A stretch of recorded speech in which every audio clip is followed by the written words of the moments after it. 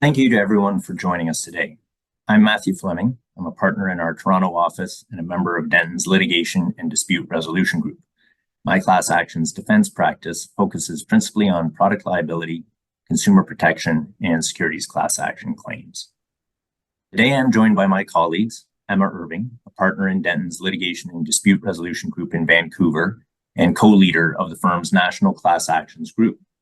She advises and defends leading national and global companies in high-stakes litigation, including privacy breach claims, data misuse, and evolving technology-related risks, as well, of course, class actions.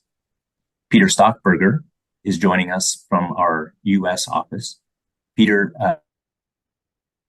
Group and is also the lead of the firm's U.S. AI practice, co-lead of the Autonomous Vehicles Group, and a member of the Venture Technology and Emerging Growth Group.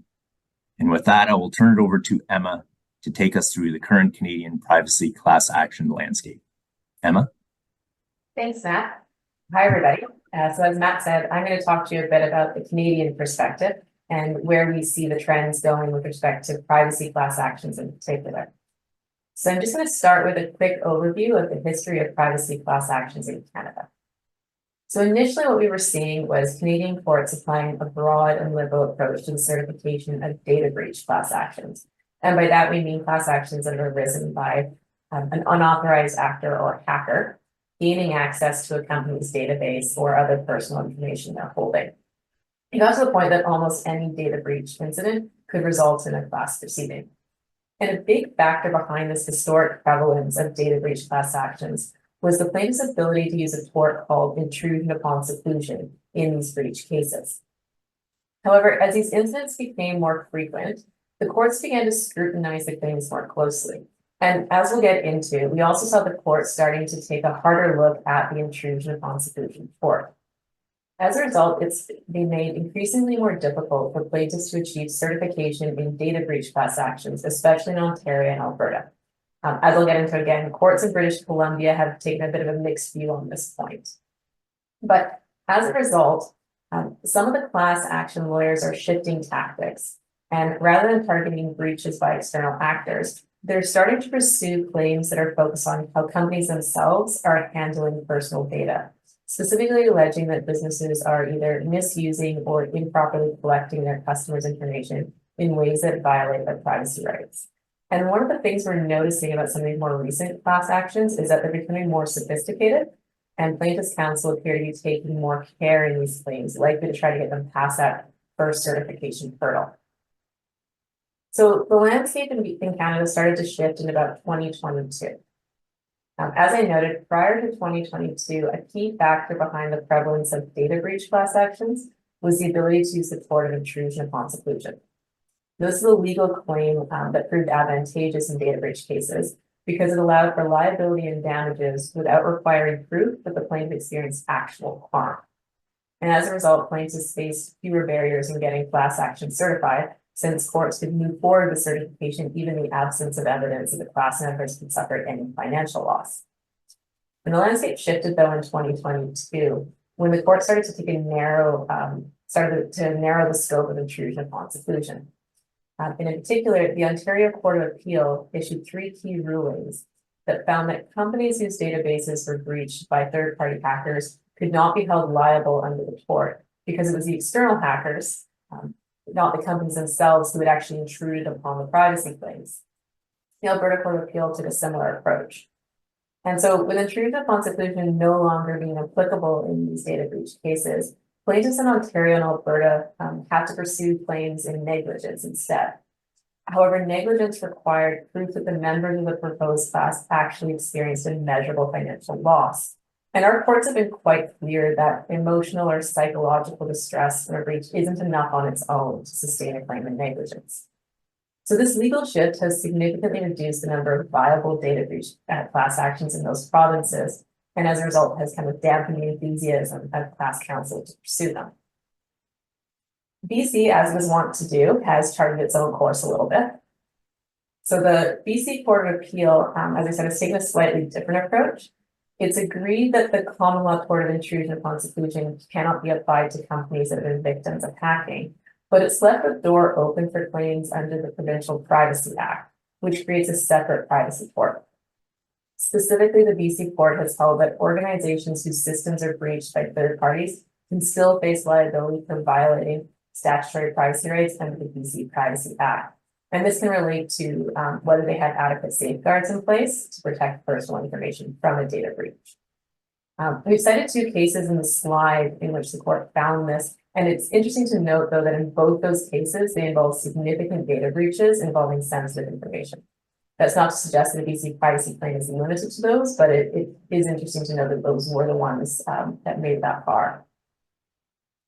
The BC Court of Appeal has also noted that, similar to intrusion upon seclusion, the Privacy Act may not require plaintiffs to demonstrate actual harm in order to obtain damages, which suggests that the BC courts are still open to certifying data breach cases against companies, even when there's no quantifiable harm shown to the class.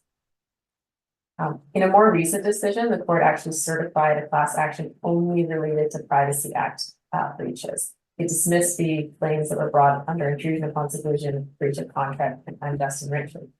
And that case was against Home Depot. It's actually a data mishandling case, not a breach case, but it could apply both ways. And in that case, it involved disclosure of personal information by Home Depot to Meta or Facebook. And it's an example of a case that we're seeing more of regarding allegations of lack of inadequate consent. So there, the customers had provided email addresses to Home Depot for the purposes of obtaining an electronic receipt. And they consented to Home Depot collecting their email addresses and other information for that specific purpose. But that what Home Depot then did was they retained a history of purchases made by a particular email address and information about those purchases.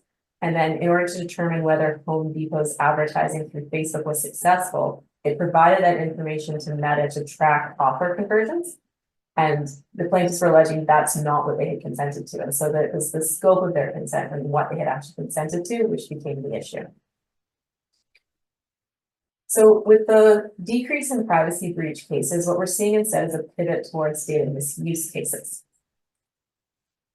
And we're seeing these, which are cases against companies where there's often an allegation that the company has either collected or misused or shared an individual's data in ways that they either weren't authorized to do or that went beyond what the users consented to, such as the Home Depot case.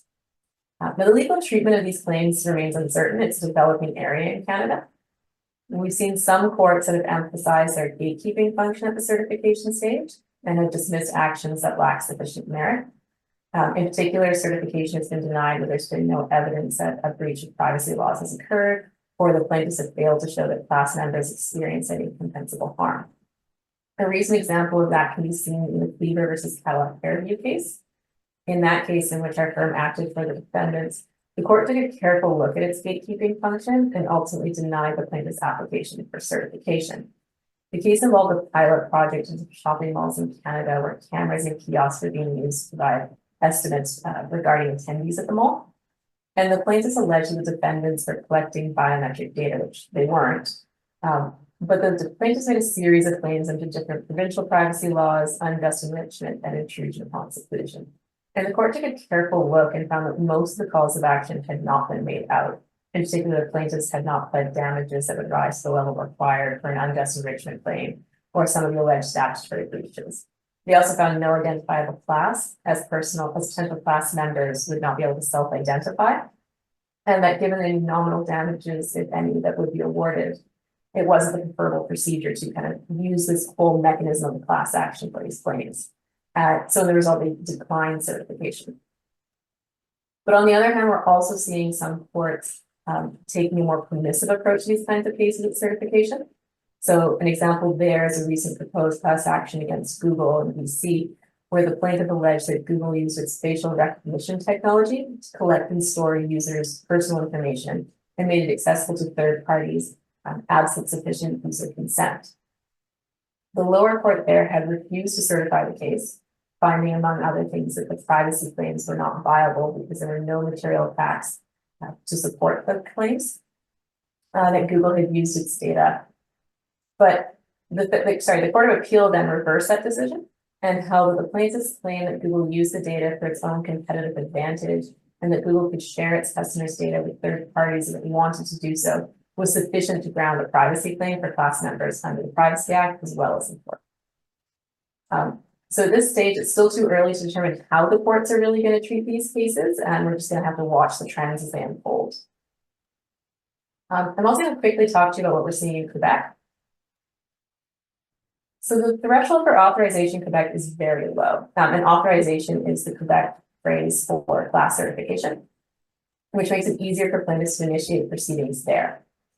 Quebec is also seeing a growing number of class actions related to misuse and mishandling of personal information. These cases commonly involve claims of overcollection of data, unauthorized sharing with third parties, and improper management of sensitive categories of information, such as health and biometric data. The other thing that we've seen recently in Quebec is in September of 2023, Quebec made a series of amendments to its privacy legislation through a bill called Law 25, which has increased the obligations on organizations there. These changes are wide-ranging, and they include expanding the scope and powers of the Quebec Privacy Commissioner, including their ability to obtain information from companies regarding the compliance of the Act, introducing a new independent right to claim punitive damages, where there's an infringement of a right under the Private Sector Act or certain articles of the Quebec Civil Code, where they cause harm and where the infringement is either intentional or as a result of gross fault. They also have introduced new stricter consent rules that require companies to obtain in advance a person's free and informed consent to collect, communicate, and use personal information. They've introduced requirements regarding the destruction or anonymization of personal information, as well as new rules regarding the collection of personal information concerning minors under the age of 14. So taken together, Quebec's low barrier to class authorization and the new provisions of Law 25 will likely mean an uptick in data misuse and mishandling actions being filed there. And again, they emphasize now the importance of businesses to maintain strong privacy compliance and proactive data protection measures. So there's a number of risk areas that companies should be watching for. I'm just going to talk to you briefly about 4 of them. So the first area relates to the transfer and versus the disclosure of information. And this can include use by service providers or third parties of personal information to train their AI. Now, there appears to be some confusion by organizations regarding whether data is being transferred or disclosed to a third party. And there are a lot of instances where organizations provide data to third-party contractors. And while you should always exercise caution when transferring personal data to a third party, the risks and obligations are very different if it's being disclosed to a third party versus simply being transferred to a third party. And the difference here is what use the third party is going to make of the data.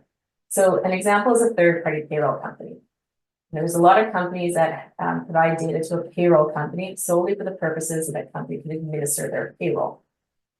This is a transfer of information because it's just being processed by the third party for the company that gave them the data. And it happens all the time and is generally okay as long as it kind of stays in that lane. But issues can arise if the same payroll company takes data from a number of different businesses and then uses it in some fashion. And it may not be a nefarious purpose. They could be simply taking a sample from a bunch of their customers of payroll data and then using it to try and train an AI program, for example, that they're developing. That would be considered though a disclosure of data, and it can lead to a number of issues and concerns specifically regarding sufficiency of consent. So it's important to note that organizations are responsible for personal information in their possession or custody, including information that can be transferred to a third party for processing, such as a payroll provider. And one of the reasons that organizations need to be very careful about just accepting standard terms of service from contractors and service providers is that while the organization may just be intending to transfer the data to the service provider, the terms of service that they agree to may actually allow the recipient to make use of the data. So there was a recent class action in BC called Land versus Flow Health, in which one of the issues was the defendant's disclosure of health information. Flow Health had developed a period tracker app, and their own privacy policy stated that it would only share information that would be reasonably necessary to perform their work to help understand and improve the app itself. But Flow then entered into agreements with third-party data analytics companies, including Facebook and Google, and shared certain personal data with those third-party vendors. But unfortunately, in doing so, Flow had just accepted the analytic company's standard terms of service, which essentially said those third parties could do whatever they wanted with the data they received. So this is an example of a case where a company may not have intended to allow a third party to use the data that they collected, but they didn't ensure that those appropriate restrictions flowed through their contracts. The next risk area that we see is with respect to complex business models and connectivity. So business relationships nowadays can be quite complex with multiple different levels, which can lead to privacy risks when it's not clear which entity has control of the data, who has obtained consent through the collection or use of the personal information, and as we'll get into in a minute, the scope of that consent that's been collected. So it's important for organizations to be aware of the different levels involved and ensure that data and issues of consent are being treated properly. Similarly, there's a lot of connectivity in our lives now that can lead to complex and potential privacy issues. So example is people have a smart TV, which you can then use to access content through different apps, such as Amazon Prime or Netflix. Different data is being shared through these connections. And if you're operating in this sphere, you need to be aware of the potential issues that can arise in this respect. The third area of risk, which we've already touched on at different points throughout this presentation, is about consent. And in particular, the scope of consent that's used for the collection, use, and disclosure of personal information. Organizations are required to obtain meaningful consent for the collection, use, and disclosure of any personal information. Now, the form of consent will differ depending on the sensitivity and the risk of the information. The more sensitive and the more risky the information you're collecting, the more you're going to have to do to make sure you have sufficient consent. Now, we expect to see more proposed class actions related to this issue and the question of whether consent was obtained, and if it was obtained, whether it was sufficient in the circumstances. We've already discussed the Home Depot case, in which the scope of the consent provided by customers was an issue. Another recent example is a case involving Facebook. And while Facebook denied any liabilities, they still recently ended up settling the case for $51 million. And this relates to Facebook's Sponsored Stories advertising program. And this program allowed Facebook's advertising customers to pay Facebook to pair their brand with a Facebook user's name and profile picture if that user had liked or performed another social action on the site related to the advertiser or the product. The user's name, their profile picture, social action, along with the brand's name and the banner sponsored, would appear on that user's friends' homepages. At the time, Facebook's terms of use indicated that users consented to use their information in connection with sponsored or commercial content. However, the plaintiffs alleged that those terms are ambiguous and they failed to provide sufficient notice to grant Facebook the right to use users' images without their permission, in particular the manner they did. The last area we just want to briefly discuss are regulatory updates and changes. So in recent years, the Canadian federal and provincial governments have introduced a number of new legislation and regulations aimed at protecting personal information, which place additional obligations on organizations. This is still a developing area, and we expect the government may continue to legislate on this issue in the coming years. We've already touched on Quebec and their recent changes with Law 25. The federal government has also got some potential changes in the works. When the federal parliament was prorogued in January of this year, it had before it at the time a bill called Bill C-27, which was Parliament's second attempt at the time at reforming Canadian federal privacy law. That bill died when Parliament was ended, but had it been passed, it would have created a new act called the Consumer Privacy Protection Act, which, among other things, sought to strengthen existing rules regarding notification and reporting of breaches. Now, it's not clear what's going to happen now with the new government, but this is clearly an area of interest for the federal government in recent years, so it's an area that we need to be careful of more watching. With respect to Alberta, there are currently ongoing legislative efforts there to update Alberta's Personal Information Protection Act. In particular, in January of 2024, the Alberta government launched a review of Alberta's Personal Information Protection Act. the committee issued a final report in February of this year with formal recommendations regarding updating various provisions of that act. So the next step there will be for the Alberta Assembly to consider those recommendations and decide whether to proceed with legislative amendments. It's worth noting that act hadn't been updated in about 2 decades, so I think it's reasonable to assume that we will be making some changes going through those steps. In British Columbia, it's also likely that BC's Personal Information Protection Act will also be amended in the near future. In April 2021, the BC government appointed a special committee to review that act and made a number of recommendations, which have been endorsed by the BC Privacy Commissioner. So some of the changes that we expect to see coming out of BC in the coming years are increasing consent requirements, particularly with respect to sensitive information, data breach reporting requirements, privacy assessments being required for projects involving sensitive information, and confirming that controllers are responsible for personal information they transfer to processors, and requiring controllers to use contractual or other means to ensure that there is compliance with the act. So privacy is clearly an issue that's on the minds of both members of the public and the legislatures. So it's important that organizations keep up to date with these regulatory changes. So the main takeaway, I think, to take at least from the Canadian side of today's presentation is that there's a shift in focus towards data misuse cases. And alongside the evolving privacy regulatory environment, this is going to influence the type of privacy actions we expect to see in the future. As these legal trends and frameworks continue to evolve, it's critical for companies to stay informed and proactively guard against potential litigation risks. And with that, I'm going to hand it over to Peter to compare these trends with what we're seeing south of the border. And just before you do, Emma, we've had a question come through the Q&A relating to the slide you were just speaking to. And the question is, what about transferring, sending de-identified data, since there may be a risk of re-identification after the data is transferred?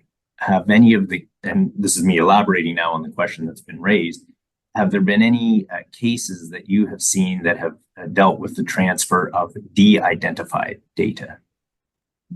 There haven't been any cases that I'm aware of where they've actually made a decision on that point, but it has been raised in cases. And one of the core things that has been alleged by the plaintiffs, and the reason I say it hasn't decided, is their proposed class action, so we don't have a merits-based decision yet. But we've seen cases where the allegations about data mishandling are still being used against de-identified data because it's still personal data at some point. So it was personal data that was being collected that's been disclosed. And there's particularly if you can then re-identify people in the data later. So I can't give you a clear answer on what the courts have said about that. And I expect there's an area that will probably be litigated in the future. But I still think there's risks attached to that. Okay, thank you to the guest who submitted that question. If there's any follow-up, please let us know. And with that, I'll turn things over to Peter. Yeah, great. Thank you, Matt. And thank you, everybody, for joining us. I think, interestingly, on that last question on de-identification, before jumping into the U.S. class action trends, that issue of de-identification is a thorny one, even under U.S. privacy laws. So when we look at all of the various U.S. privacy laws that we have in effect across about 20 states now, they have a very specific definition of de-identification or de-identified data. And one of the components of that definition is that the data cannot be capable of being re-identified. So when you're transferring or disclosing the data to a third party, you have to actually do a sort of technical deep dive to say, is there a risk that the third party could re-identify the data, and therefore is it no longer de-identified on our side? So it does introduce kind of a complicated compliance challenge. But looking at the whole litigation landscape in the US, I would say it's not uncommon to the Canadian story, Emma, in that historically in the US, data breach litigation was sort of the common data privacy related litigation in the US. But I would say we're basically Quebec in the whole country of the US, which is now we have a very active plaintiffs bar across all 50 states, suing companies from mom and pop startups to Fortune 10 companies on a variety of ways in which their websites or their mobile apps violate some privacy law within the US landscape. So if we go to the next slide, before jumping into the trends and the cases, I think it's sometimes helpful to sort of level set of how the privacy laws overlap in the US and how they're different than in Canada. So in the US, we have both federal as well as state-specific privacy laws that can sometimes conflict and sometimes introduce complicated compliance challenges. So at the federal level, we have a federal law called the FTC Act, which is enforced by the Federal Trade Commission, and that regulates unfair business practices. So historically, we've seen the FTC specifically enforce that law against companies with regard to statements they make in their privacy policy, or in the event of a data breach for having unreasonable cybersecurity, alleging that the failure to protect data or the failure to provide adequate notice constitutes an unfair or deceptive business practice. And that FTC Act has been the primary tool that the FTC, which is a federal regulatory agency, uses to enforce the law. But we've also seen plaintiffs, lawyers, and class actions leverage the FTC Act as the underlying basis for arguing a claim of negligence or a claim of unfair business practice to show that the FTC Act was the underlying legal violation. So that's one important federal law to always keep in the background. We also have federal laws that regulate children's data, which is data of minors under the age of 13. And we have a specific federal law regulating the use of that data called the Children's Online Privacy Protection Act. There's not so much a lot of litigation in that space as opposed to regulatory focus. One area where there's real hot litigation that I'll dive into in detail is under a federal law called the Video Privacy Protection Act. This is a law that was passed in the 90s that relates to the sharing of video watching history of a consumer with third parties. So we'll get into all the fun litigation around that and how websites with embedded videos are getting roped into the courts. And then finally, at the federal level, we have two big buckets of privacy laws, one for financial institutions like banks or insurance companies, the other for healthcare organizations. So we have several federal financial institution privacy laws, one being the Fair Credit Reporting Act, another being the Graham-Leach-Bliley Act. These laws specifically regulate an industry, those providing financial services. And there are very specific privacy requirements, notice requirements, security requirements. Now, not a lot of litigation per se, class action litigation under these laws, because they're mostly regulated at the regulatory agency level, but they're important because sometimes they creep into the court cases as the underlying violation supporting an unfair business claim or a claim of negligence. On the healthcare side, there are laws that have been around for decades now, the Health Information Privacy Accountability Act, HIPAA, as well as the high-tech counterpart. These regulate healthcare organizations who are covered under this law, like hospitals, as well as the recipients of protected health information, which are called business associates. Very specific law, very specific regulatory regime. So the federal picture is a bit balkanized. We do not have a US federal privacy law that applies to all 50 states. There is some discussion in Congress about creating an all 50 state privacy law, but in the current Trump administration, with what's happening in Congress and the negotiation about the reconciliation bill, I'm not sure we're going to see any comprehensive federal privacy law move through. There have been some fits and starts, some proposals over the years, but nothing really that has real traction at the moment.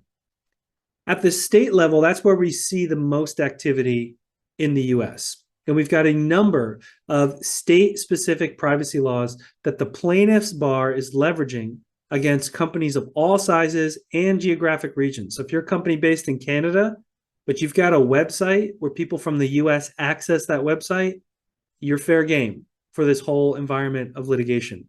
So we've got the traditional data breach laws. Emma, I think you noted it in Canada in the beginning of your presentation. These are laws that regulate when there's a breach, when there's a security incident, and sensitive personal information has been compromised, has been stolen, or there's been unauthorized access by a third party. You see lawsuits come in, oftentimes class actions, where the plaintiff's lawyers will argue that the company was not maintaining reasonable cybersecurity. and the unreasonableness of the controls in place led to an exposure of this particular sensitive data. So those laws have been around for quite some time, and the litigation there is fairly extensive. New, however, is a wave of class actions under what I call surveillance laws. Now, these are laws that have been on the books in US states and even at the federal level for decades. And these are laws that prohibit electronic eavesdropping or wiretapping on individuals' conversations. So these are the laws that you hear about when they say, well, you've got to get consent to record the call because we're in a state like California where you need both parties' consent to record the call.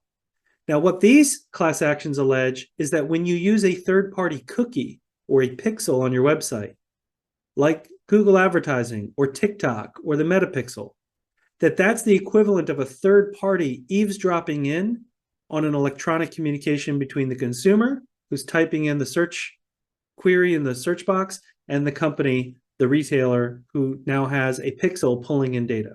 So that's a big wave of class actions that are hitting a lot of companies that I'll walk you through what's happening there and some mitigation steps. We also see lawsuits around health information, biometric information, very similar to what you were noting, Emma, in Canada around biometrics, which is a hot area, and some other interesting areas. So this is just to give you a sense of it's complicated, is the bottom line in the US, and it continues to get more complicated. If we want to go to the next slide, the VPPA is a really interesting law that we're seeing a real uptick in class action under. So this law was passed in 1998 following the Supreme Court confirmation hearing of Robert Bork, who was not validated by the Senate to join the Supreme Court. And during his confirmation hearing, a newspaper published his video rental history at a local video store. And, you know, there's nothing controversial in what he rented and viewed, but the fact that folks could get video rental history alarmed Congress, because there were probably several members of Congress who would not like their old video rental history to be made public. So they passed a law that says a videotape service provider must get the express prior written consent of a consumer before disclosing video watching history to a third party. Now, that law remained dormant for years until the plaintiffs' bar in the US got creative and said, well, you know, when people land on a website and there's a video on the website, and you've all seen it, and many of your companies probably have, embedded videos from YouTube or videos that you've recorded yourself and you've embedded in there, and somebody clicks on the video to watch it. What the plaintiffs allege is that if that website has a third-party cookie or pixel to an advertising or marketing company. Let's just take, for example, the Meta pixel, which is pretty common amongst companies. This is a one-by-one pixel that sits on your website's code that is intercepting essentially user behavior on the website, and it's going directly to Meta's servers that then uses that for advertising purposes. This is a very common digital advertising practice in the US and globally. What the plaintiffs allege is that Meta is actually, and I'm just using Meta as a stand-in here, not to say this is actually occurring, but the title of the video or content relating to the video is being tied to an individual user through their IP address, and that's the equivalent of videotape service video rental history under this law. So we've seen an explosion of class actions under this lawsuit, very expensive to resolve, very difficult to get consent under this law. And that's because consent cannot be bundled with other forms of consent. And it has to be express and informed. What that means practically is you can't put the consent in your cookie banner. You can't put the consent in your terms of use. You've got to basically have a consent at the point of watching the video. And that, in the parlance of marketing departments, creates extraordinary friction. So most companies do not want to have friction at the point of watching a video. That sort of defeats the purpose. And I've come across several websites where you have to check a box and click consent before you can even watch a YouTube video. And I move on because it feels too burdensome. So I understand the challenge. So what companies are left with is, how do you mitigate the risk here? How do you avoid getting roped into one of these very expensive class actions? Now, I think the key mitigation step here, and everybody on this webinar can do this today, is you need to look to see what third-party pixels and cookies do we have on our website, and do we have video content on our website?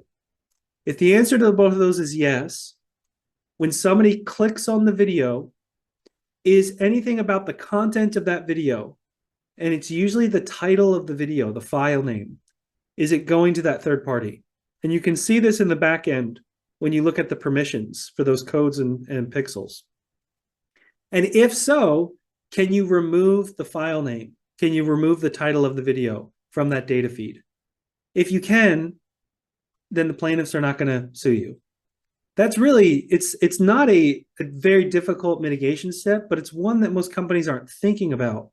And therefore, you get these exorbitant demand letters and the class action litigation. So this is definitely one to watch. And if you walk away from this webinar with anything, check to see if you're sharing the title of the videos with third-party providers. It'll save you a lot of time and headache from a US perspective.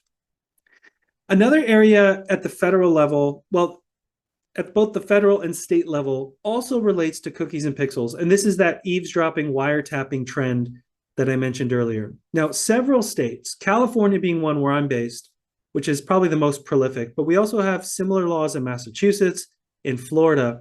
These are laws that prohibit third parties from unauthorized wiretapping or eavesdropping on an electronic communication between two parties.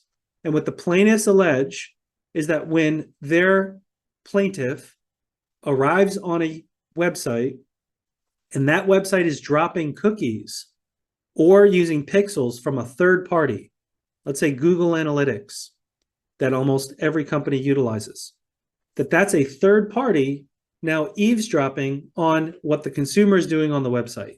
And they allege that clicking links and typing things and putting things in the checkout box and their checkout links, those are all equivalent to communications. And the courts, unfortunately, in California, at both the state and federal level, have opened the doors for these theories. They've said, well, it appears that could be the case. So we get these class actions that don't get dismissed. And so they get into the discovery phase. Now, we have a few of these cases that have reached the merits at a summary judgment level. And some defendants have been successful in arguing that the type of data exchanged on websites and mobile apps is not the equivalent to a verbal conversation. Therefore, these laws were never intended to apply. So there's some movement there. We also have a new law that's moving its way through the California legislature that would basically prohibit these types of lawsuits because these demand letters are prolific. They are hitting every company imaginable, and they are asking these companies pay up $10,000, $15,000, $20,000. Otherwise, we're going to file a class action complaint. So it's a cottage industry for the plaintiff's bar.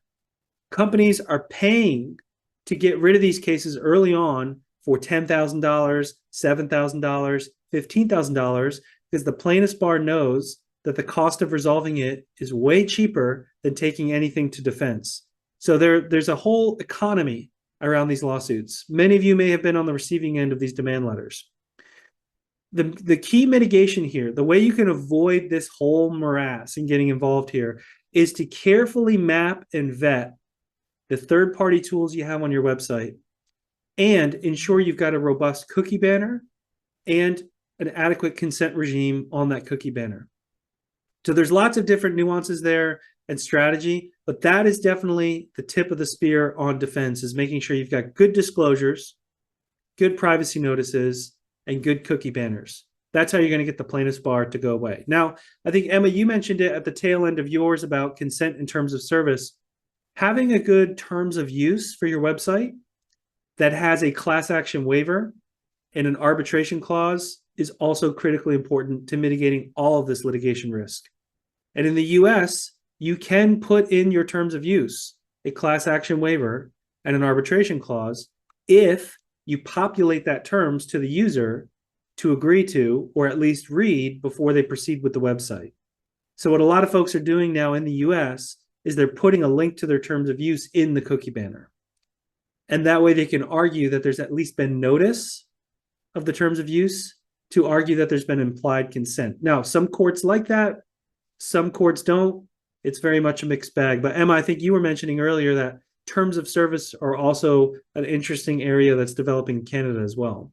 They definitely are. And for those of you who are in Canada, operating in Canada, while Peter's mitigation strategy may work in the US with respect to class action waivers and arbitration clauses, there's a number of provinces in Canada now where they're not enforceable. And that seems to be a growing trend. They haven't been in arbitration clauses, particularly in consumer contracts, I should say. You can have arbitration clauses in most commercial contracts. Quebec and Ontario outlawed arbitration clauses that required mandatory arbitration in consumer contracts in 2005 and 2006. And British Columbia introduced similar legislation this year so that arbitration clauses are not enforceable in consumer contracts going forward. And I'd say most provinces in Canada. Similarly, class action waiver clauses in consumer contracts aren't enforceable here. So while I'm sure they're a great mitigation strategy in the US and it used to be here, our legislature has moved away from that. Yeah, and I would say, Emma, that approach in Canada, or that trend to not allowing it in the consumer context, is very in line with the global position on arbitration clauses in the consumer context. So when you're looking to do a global terms of use, most jurisdictions will say that's problematic. So, you can sometimes include language saying to the extent permissible under applicable law or to the extent enforceable. So there are lots of different strategies and a lot of different companies go different ways, but it definitely right now in the US, that can be a very effective tool to avoiding a very expensive class action lawsuit. And I would say, if you're looking at any jurisdiction in the world, the US right now is sort of ground zero for the litigious environment around websites and mobile apps. If you want to go to the next slide, another area of privacy litigation going on in the US is around genetic information. So there are two laws here. One is a federal law, the Genetic Information Non-Discrimination Act of 2008. And then there's an Illinois-specific law called the Illinois Genetic Information Privacy Act. And these generally prohibit employers from requesting genetic information from an individual or family and prohibit discrimination based on genetic information.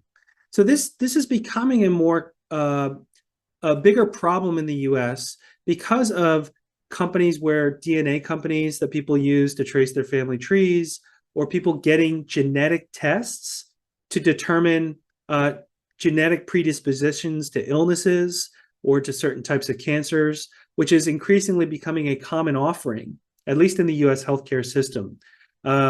I know it individually because my son had an interesting sort of a muscle condition early on and nobody could quite figure it out. So they said, well, we can do this incredibly broad genetic testing that we can look at all of the genes in his sequence, but be careful because that report, there's no putting the cat back in the bag, and that report can actually impact him later on in life in case he's going to get life insurance or apply for a job where they're going to ask for that information. So these laws are trying to protect that scenario so people are not discriminated against because of their genetic condition, which they don't have control over. So think of it as like a protected characteristic. And we saw a rise in lawsuits recently because some employers are requiring job applicants and employees to undergo pre-employment physicals, and they're asking for genetic information as part of those physicals. And the prior administration, the Equal Employment Equal Opportunity Commission, was also focusing on this. Now, is it a federal focus right now under the Trump administration? Hard to tell, but this is still an area that employers need to be watch for, and you need to sort of carefully look at the type of medical questions you're asking during the job application and job mobility phase. Another area that we're seeing in class action litigation, if we want to go to the next slide, is an interesting one around credit card information. So this gives you a sense where retailers are just getting hit from all ends. You got the lawsuits around cookies and pixels. You have the lawsuit if you have an embedded video on your website. And now you're getting a class action lawsuit because you asked for somebody's phone number for shipping purposes.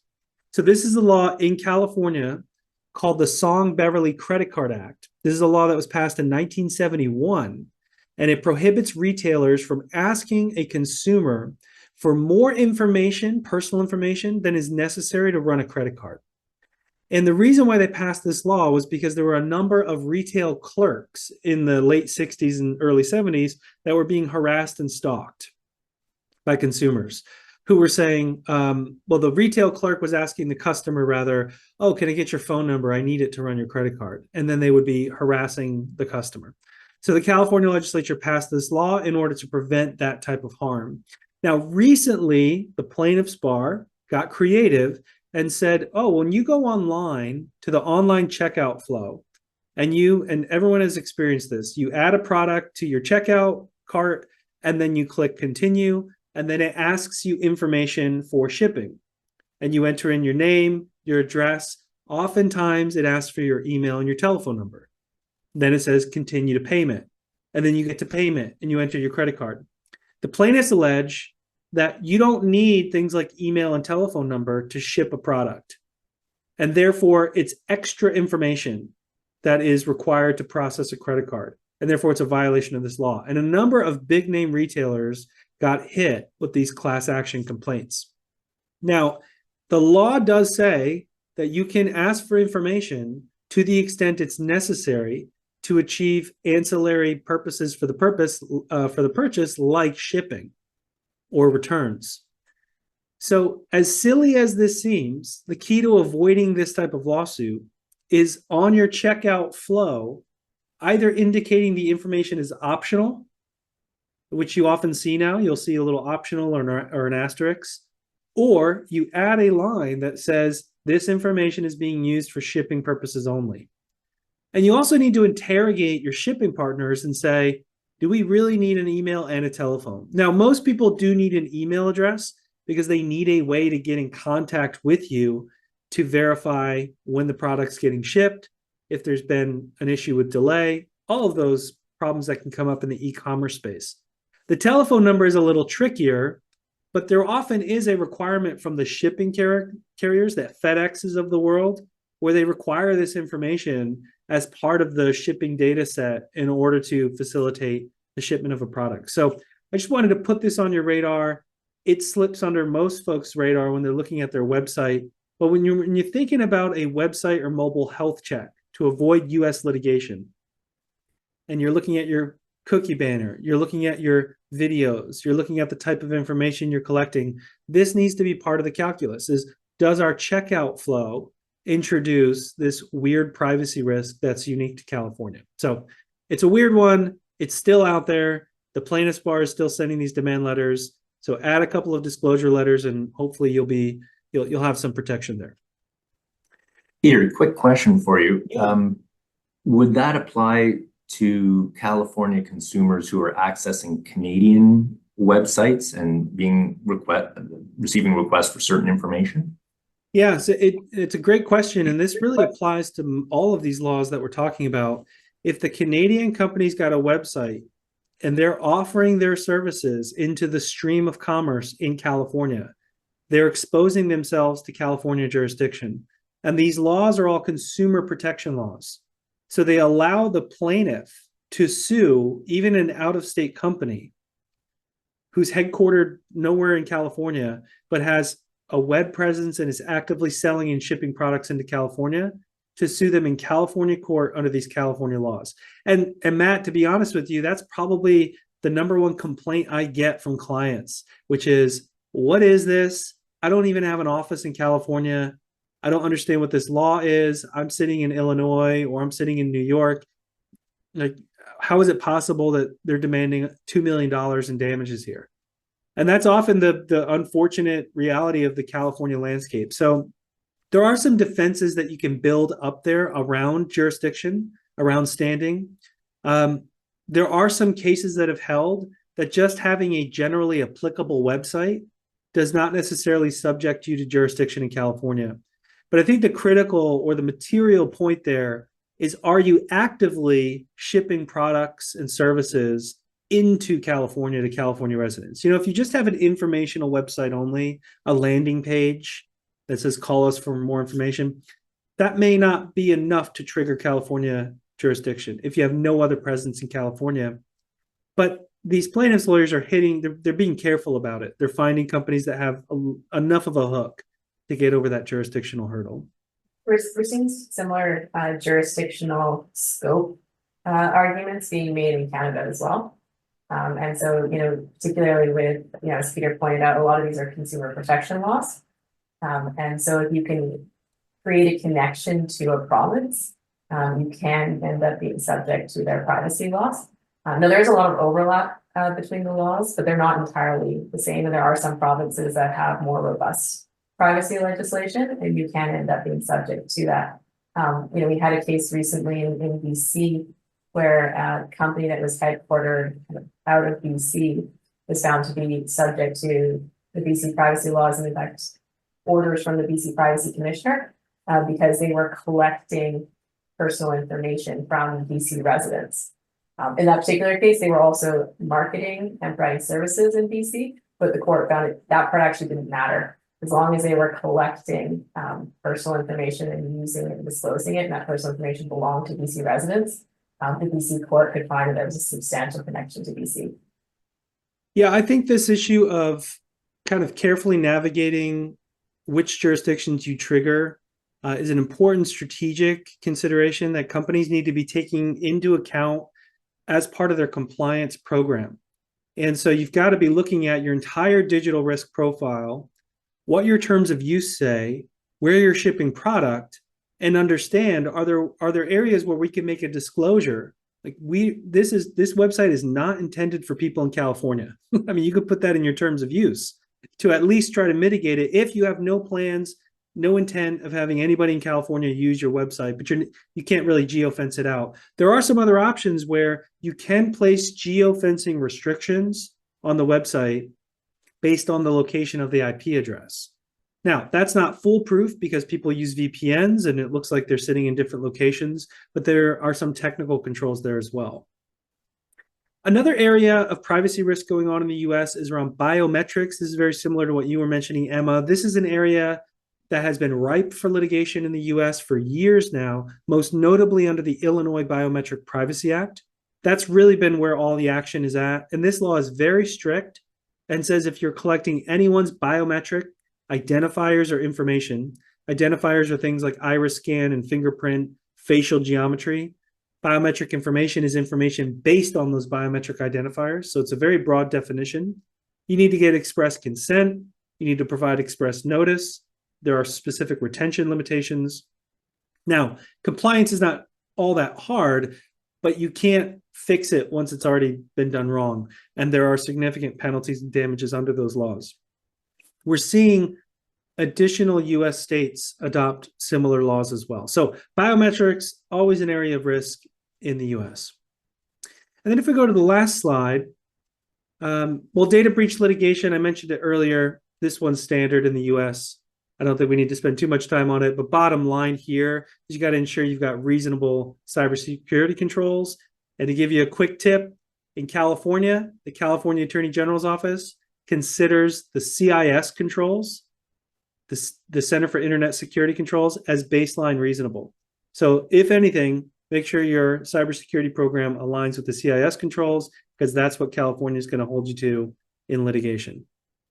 And then finally, we're starting to see some emerging litigation trends, similar to what you mentioned, Emma. AI obviously is introducing complicated data flows. So there's an increase in litigation around data going to third-party AI providers for training. There's a law in Washington called the Washington My Health, My Data Act that's in effect, where there's a private right of action. And this relates to the collection of any data concerning somebody's physical or mental health. So what we're seeing is there are a lot of retailers that actually collect information about, do you have oily skin? Or do you have dandruff, for determining, do you need shampoo or certain skin products? That can constitute health data under this law. And there are very specific consent, notice, and disclosure restrictions. California also has a law that's been on the books for 20 years now that we're starting to see demand letters come in. I just saw one come in this morning called Shine the Light, which allows California residents to ask companies to tell them if they've shared their personal information with a third party in the prior 12 months for that third party's direct marketing purposes. So it's a, you need to tell me if that's happened type of law, and if you don't, I can sue you. So that's starting to emerge as a trend. And finally, we're starting to see misconfiguration lawsuits really rise up. Now, this isn't This isn't a law saying a third-party cookie is eavesdropping.